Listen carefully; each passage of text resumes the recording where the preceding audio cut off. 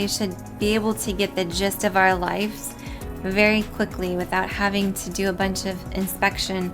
We shouldn't be one way in the workplace and one way with our friends and one way in our home life, but everybody should have a clear general understanding of who we are, because our life is so apparent and is so written on by the life of Christ and the Spirit of God. It's pretty convicting, this last line where he says, if others are used more than we are, it is because they are more meet for his use.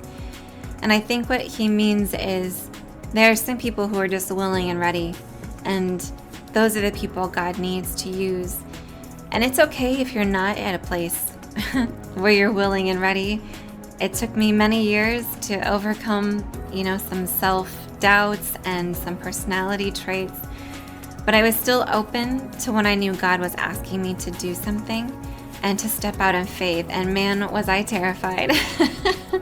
Every time my heart would race and I would have to take deep breaths and just step forward. And it was not always pretty. And it still isn't. It's sometimes a mess, but that's where we can be vulnerable with people. And that's what draws people in, is when you're just real, but they know your heart. And it takes a while, I think, to be comfortable there. But the more we practice stepping out on faith, the easier those steps become and the farther we are able to step out, and the more often.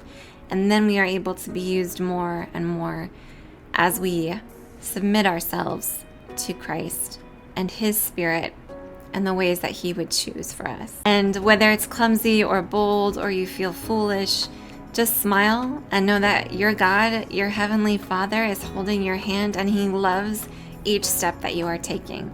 Just as we do with our own kids, we are so proud of them for every little thing that they try, because they are trusting and they are doing things in forward progress to become better humans. And our Heavenly Father, I think, is that well pleased with us as well. Just keep trying and take a step.